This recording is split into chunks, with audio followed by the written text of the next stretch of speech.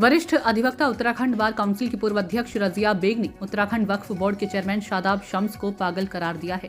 उन्होंने कहा कि सस्ती लोकप्रियता पाने के लिए शादाब शम्स बयान देते रहते हैं। शादाब शम्स ने कहा कि उत्तराखंड के आधुनिक मदरसों में रामायण और भगवान श्री राम के आदर्श को पढ़ाया जाएगा। उत्तराखंड बार काउंसिल की पूर्व अध्यक्ष रजिया बेग ने कहा कि मदरसों में अभी तक किस तरह का सिलेबस पढ़ाया जाता है उसकी जानकारी शादाब शम्स को नहीं है। उन्होंने यह भी कहा कि शादाब शम्स पहले यह जान ले और तय कर ले कि मदरसों में बच्चों को किस सिलेबस के तहत पढ़ाई कराई जाती है। रजिया बेग ने यह भी कहा कि वह रामायण और भगवान श्री राम का सम्मान करती हैं, सर्वधर्म का सम्मान करती हैं।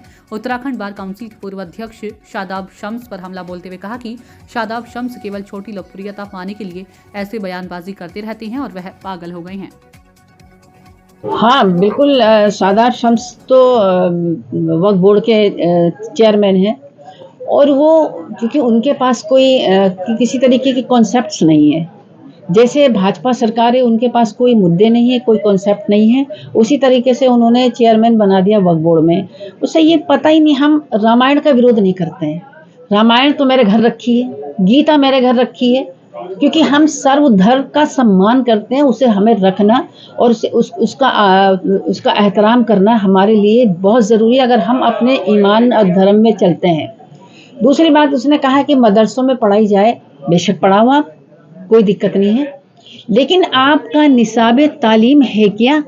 क्या मदरसों की जो तालीम हो रही है, आपने कोई निसाब तालीम बनाया? नहीं है। निसाब तालीम सिलेबस को कहते हैं।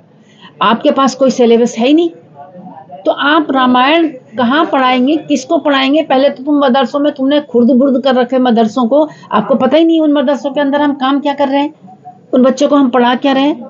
रामायण का ज्ञान हर इंसान को होना चाहिए, हम कब इसमें मना करते हैं, लेकिन हर धर्म का अपना अपना हिसाब है, वो अपने अपने हिसाब से चलते हैं और दूसरे धर्मों की इज्जत करते हुए।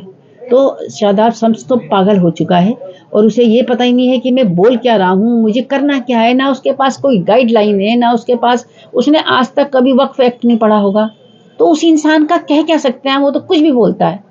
मतलब एक छोटी छोटी सी चीज़ों में और वो अपने आप को हाईलाइट करने के लिए इस तरीके की हरकत करता है। तो वैसा हम तो कहते हैं रामायण की हम इज्जत करते हैं, हम पढ़ते हैं रामायण को, हमारी कोई दिक्कत नहीं है ऐसी, लेकिन तुम्हें पता तो होना चाहिए हम करने क्या जा रहे हैं। क्या तुमने कोई सिलेबस तैयार करा? आप अगर पत्रकार महोदय हमारे साथ में सम्मानित पत्रकार हो, आप उनसे पूछिए कि जो आपका निसाब तालीम है मदरसों में, आपको जानकारी है क्या? ना, अगर जानकारी नहीं है तो फिर ऊट पटांग अपने इस तरीके के स्टेटमेंट्स क्यों देते हो? या पहले आप उसमें निसाब तालीम बनाइए, सिलेबस बनाइए, आप रखिए, कौन मना करता है।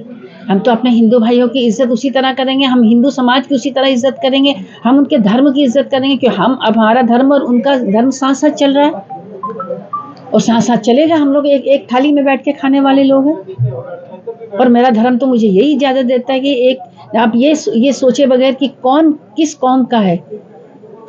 हाँ, इंसान की जातियों का हम विरोध करते हैं, जातियों का विरोध है, धर्म का नहीं। धर्म, अगर आप रामायण अच्छे से पढ़ेंगे तो रामायण